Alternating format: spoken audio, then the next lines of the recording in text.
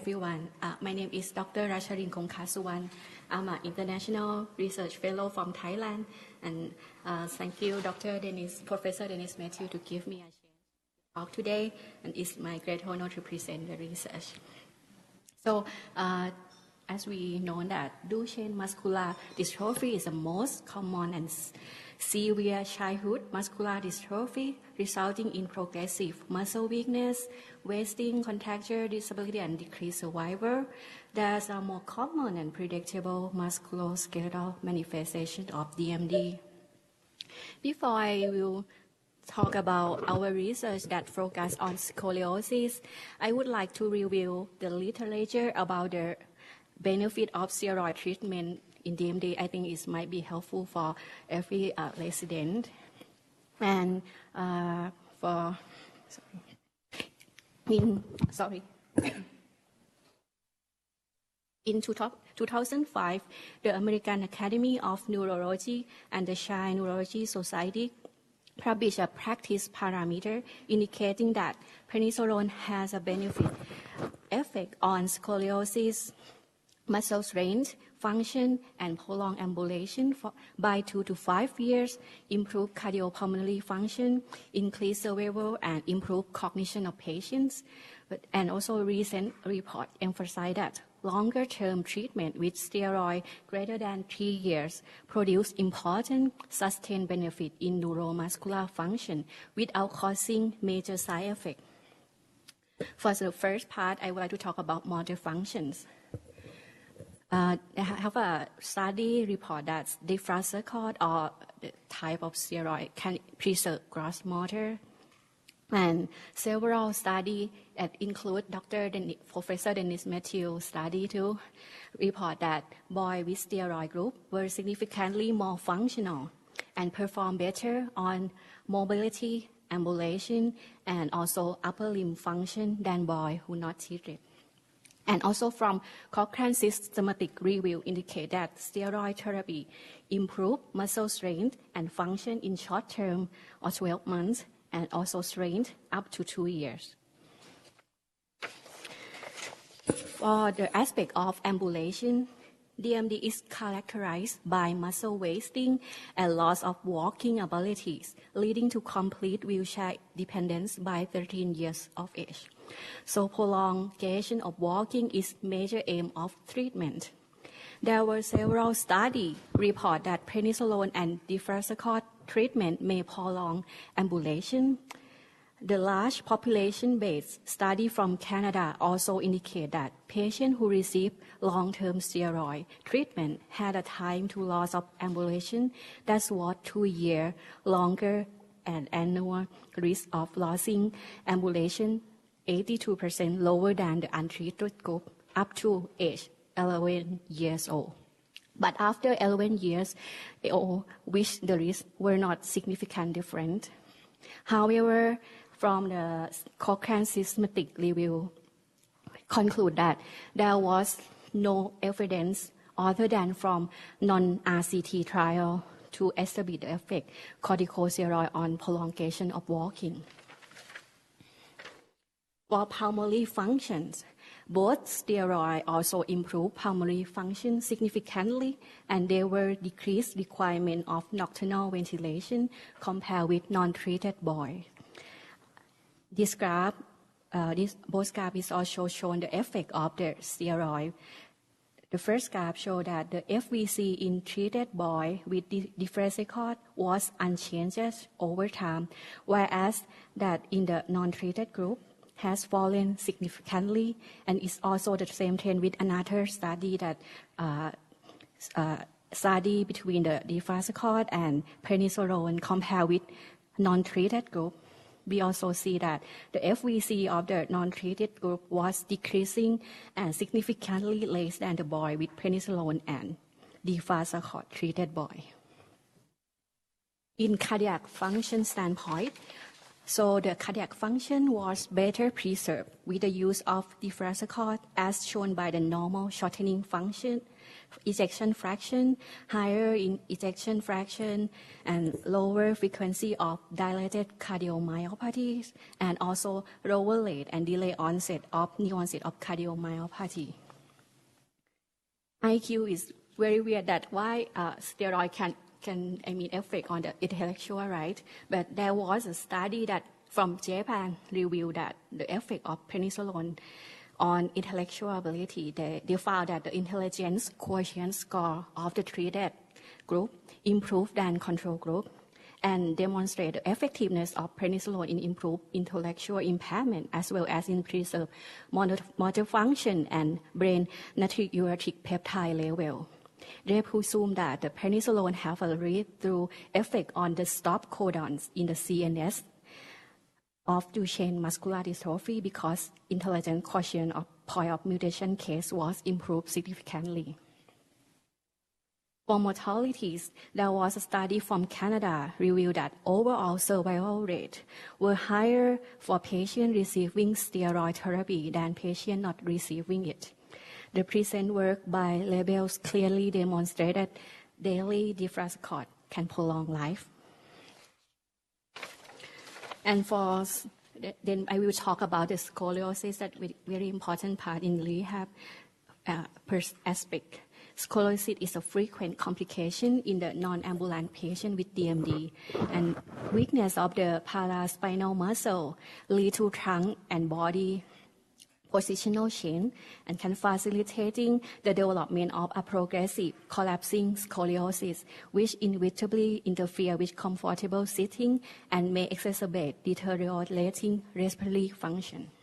So the incidence of scoliosis is nearly 100%. Once patient become non-ambulatory, is very high, right? There is a weak evidence that spinal orthosis do not prevent and only minimally delay the onset of neuromuscular scoliosis. However, the incidence of scoliosis had decreased dramatically from 90 to approximately 30 in those who received steroid. So the long-term impact of corticosteroid treatment on the late development of SCO is unknown, which thereby require long-term closer monitoring. The treatment option of steroid have become accepted clinical practice in the last decade. There is some evidence that children with DMD who receive steroid might have delayed the onset and slow the progression and decrease in the severity of scoliosis, also delay and decrease the need for spinal surgery. However, long-term evaluation will be necessary to determine if the treatment can prevent the development of scoliosis or just delay its onset.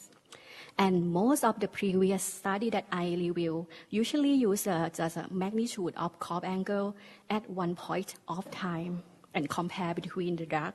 So I think it would be better and more precise to assess the scoliosis progression that change over time than evaluate just only one point of time.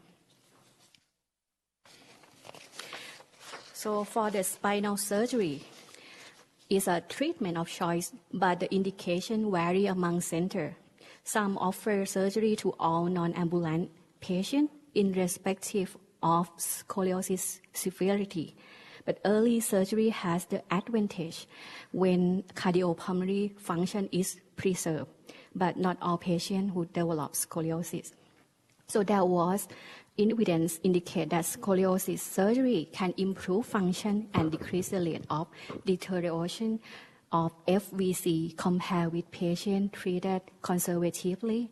But however, from the multi-center study in Europe, report that at 7 years old of age, there was no significant in survival, respiratory impairment, or sitting comfort among patients managed conservatively or with surgery. So now it's a kind of depend on the center or depend on the it's a controversy now. And they have another concern. There was a high incidence of osteoporosis, with use of steroid make outcome of surgery in DMD doubtful.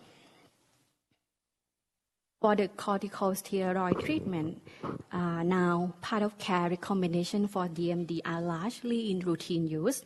Firstly, the Ratcharin, available in Canada and Europe, is not available in US FDA for use in United States. But however, recently the FDA approved the Ratcharin for Duchenne. And this is the first approval of steroid for Duchenne and a therapy that apply to people with Duchenne 5 years of age and older, regardless of genetic mutations. In 2005, the American Academy of Neurology and the Child Neurology Society recommended prednisolone 0.75 mkd and the Ratcharin 0.9 mkd to be offered as a treatment.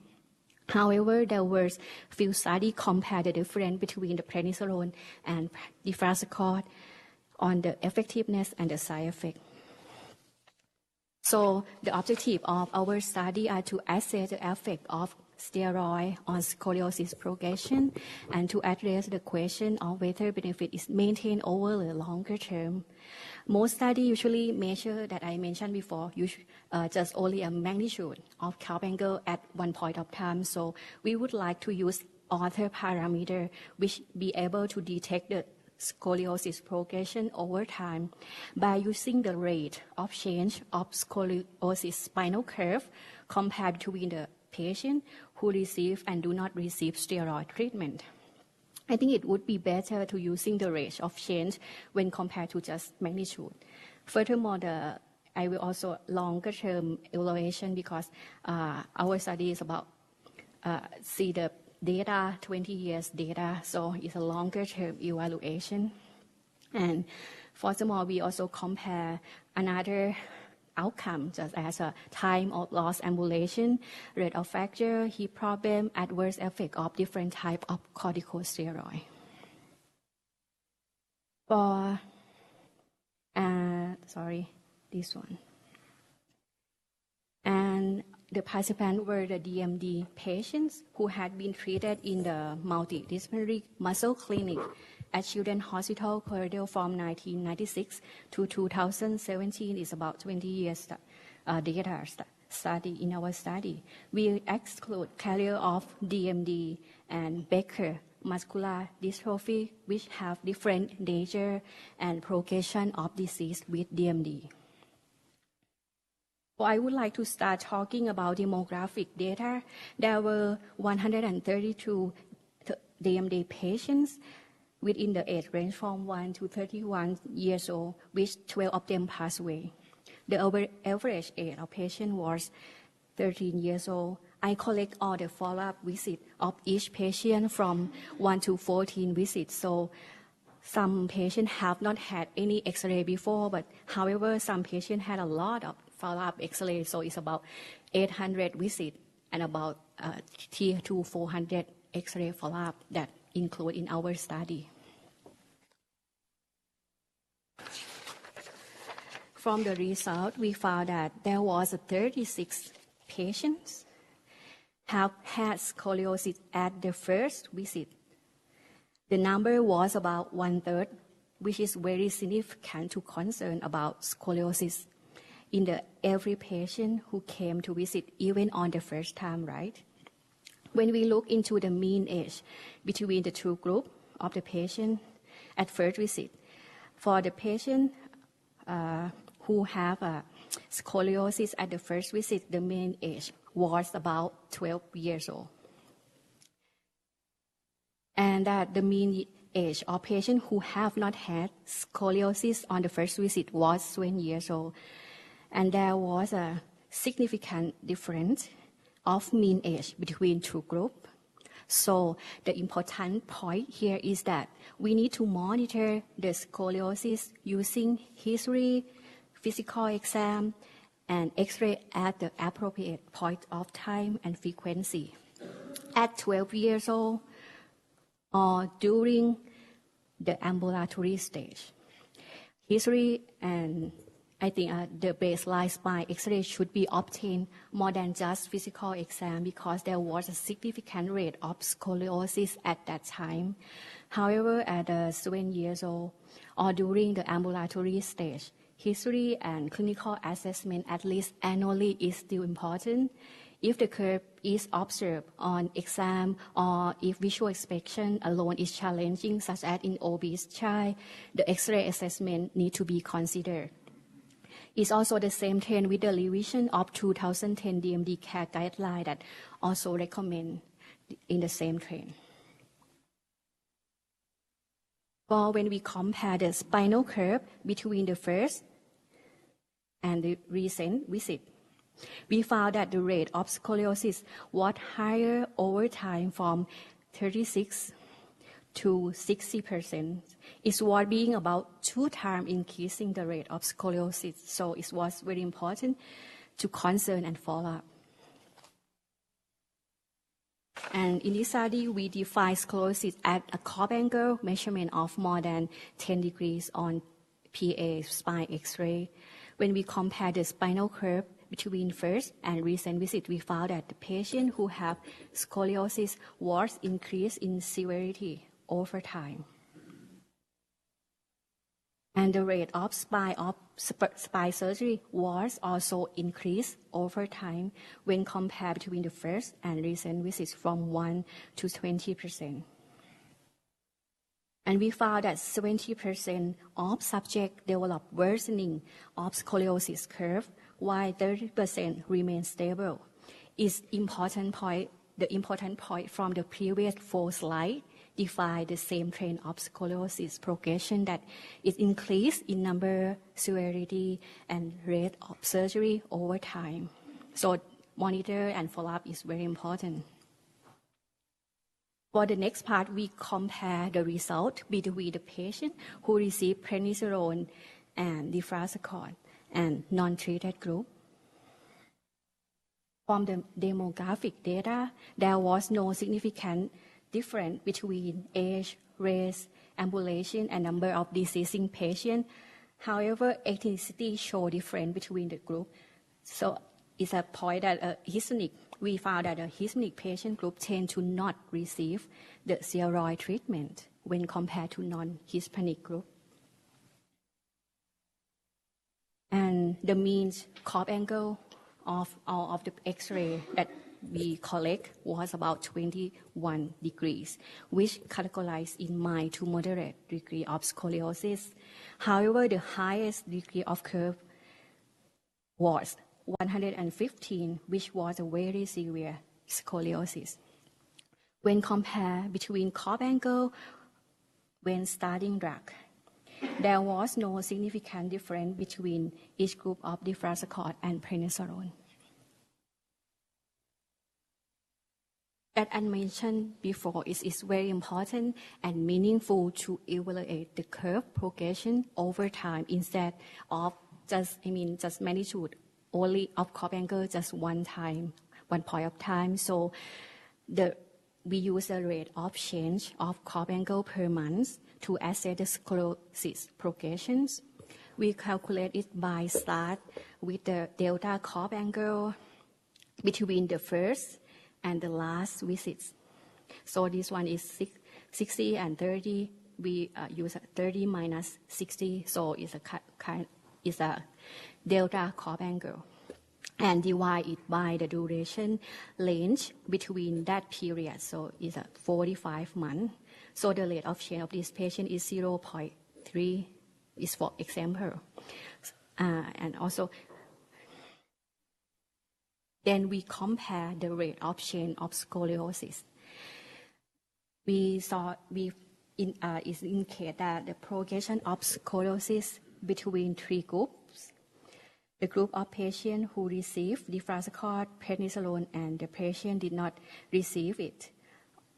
We do not found any, significant difference between the 3 groups after analyzing.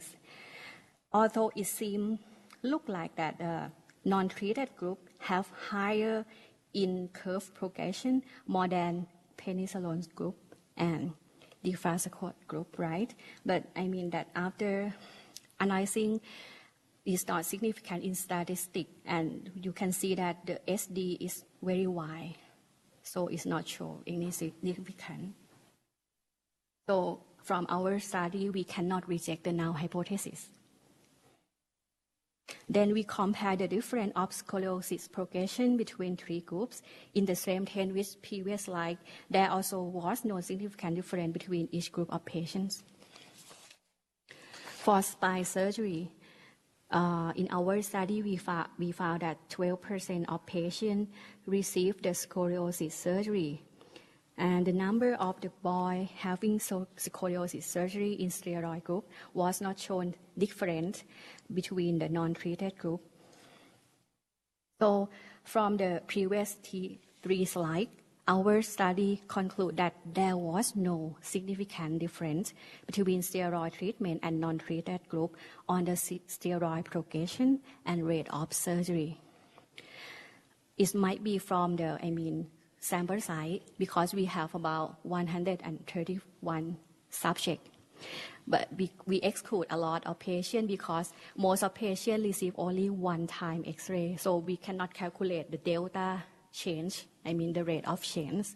You have a lot of patients have just only one. So I think if we follow, increase the sample size by follow up them and prescribe the X-ray and calculate the rate of change, so we can include a lot more patients and can improve the power of our study.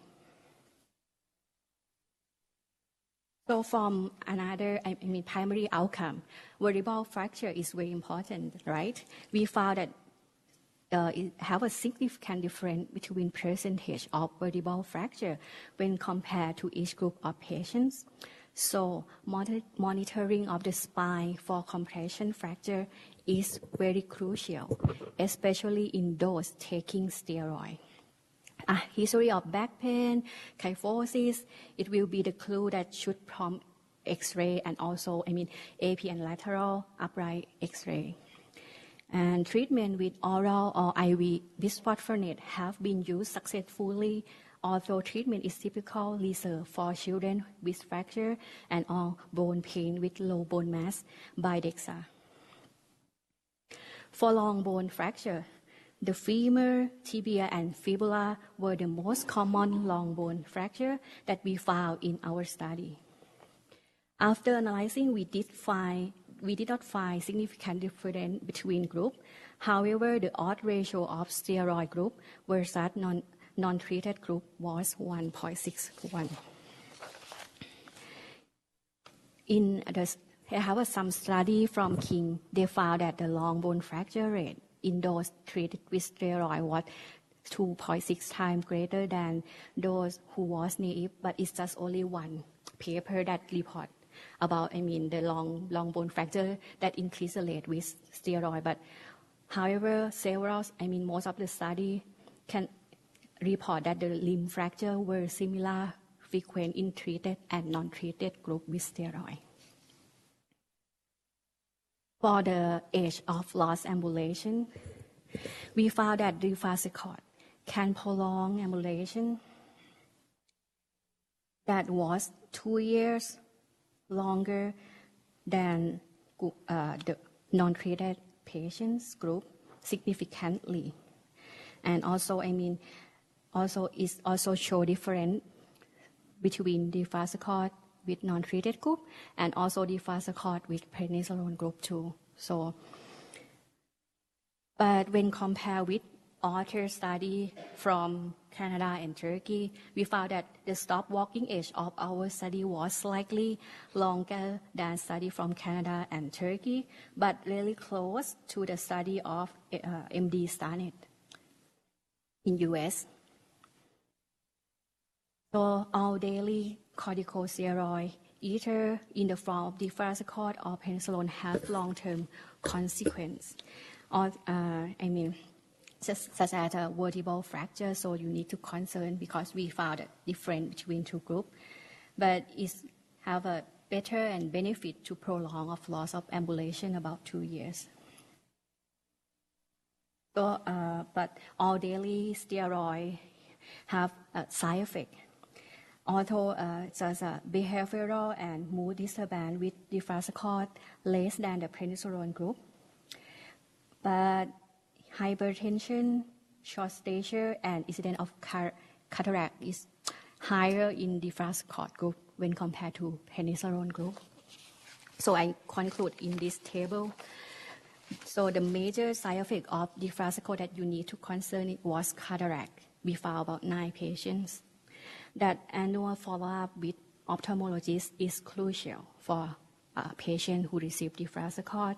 And also you need to concern of their BP, blood pressure, and plan to consult endocrinologist if the patient significant decrease in height velocity after receive deflazacort, which growth hormone might be the role for treatment. The severe side effect related steroid use may be minimized by differing dosing regimen, but now is on the process of study. Next, I'd like to talk about the secondary outcome. In contrast to orthopedic neuro disorders such as CP, spina bifida, it has been suggested that hip subluxation occurs rarely in DMD. We do not familiar with this problem, but however, from our subject, nearly 22% of the case develop hip subluxation. However, this number was not an exact rate of the hip subluxation in our study because there was only some patients who have hip X-ray, which we can interpret the data then. But we have a lot of patients who did not have any hip X-ray, so it's not an exact rate, but it's high in rate. So you need to concern about hip problem too. And there was the same trend with a study from UK that report 15 patients out of 54 patients of DMD with hip subluxation. So having established that hip subluxation or dislocation develop frequently in DMD. So I think serial hip radiograph or just baseline should be considered as had been able to, or maybe just physical exam. You need to concern about this one. Why it's important? I think they have it showed us. The study show about the specific interrelationship between 3 deformity in non-ambulatory neuromuscular patients. A triad of deformity composed of TL scoliosis, pelvic obliquity, and femoral hip subluxation. So we need to concern and assess hip problem that might cause pelvic obliquity and increases of scoliosis in patients. So for conclusion, we found that 36% of patients have had scoliosis on the first visit at mean age of 12 years old. The number was about 1/3.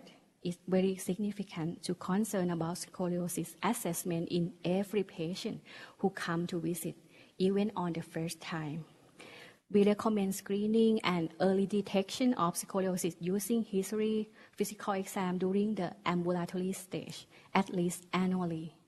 If curve is observed, or if visual inspection alone is challenging, such as obese patient, the X-ray assessment needs to be considered.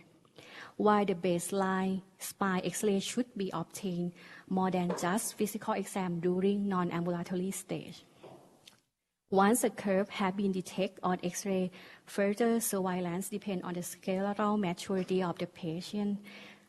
Is need to consider if the skeletal immature patient should undergo radiograph once every 6 months, and the skeletal mature patient should undergo X-ray at least once a year.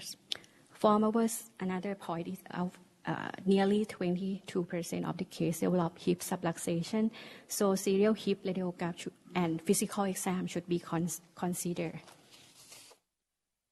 The rate of change of curve angle from our study that indicate curve progression and also rate of surgery was not significant difference between steroid and non-treated group. While we found that steroid can prolong ambulation, that's what 2 years longer when compared to prednisolone and non-treated group. However, the incidence of vertebral fracture increased significantly in steroid-treated group 2. So monitoring the spine for compression fracture is very crucial, especially in the patient who taking steroid. And calcium and vitamin supplement to steroid treatment regimen need to be considered too. The limitation of our study that, the small sample size cannot limit ability to generalize to broader DMD population. And we would like to follow up the spine X-ray because we have a lot of patients who just have only one X-ray. And also, our study is a retrospective study, so we have maybe have a confounding factors.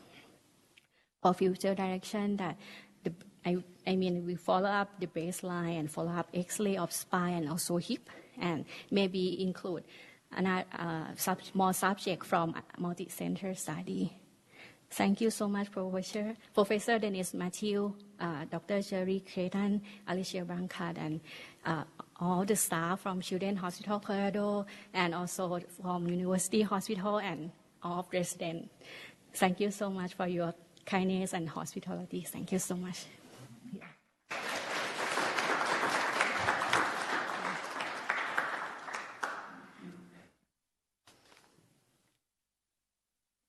Just a picture of Thailand. I'm from Thailand. I just would like to see is a kind of country from Southeast Asia. We have a flag and we have Thai culture, Thai dancing culture, and also we also have a lot of Thai food and dessert. You would and have a kind of Thai, decorative art in the fruit. Yeah, so it's a pad Thai. Pad Thai is traditional food. So it's Bangkok. If you would like to go to travel, you can email me. I'm also work at a hospital really close to this temple. It's called Wat Arun Vararam. It's a Wat Arun Vararam temple is very beautiful. Yeah, and it's also, if you go to Thailand on the special event, you might be see something like this. Yeah, it's have a ceremony, and we have a very beautiful beach, and it's a called Muay Thai with some body like Muay Thai and learn about Muay Thai. Also know about the Muay Thai school in Colorado too. So thank you so much. Okay. Yeah.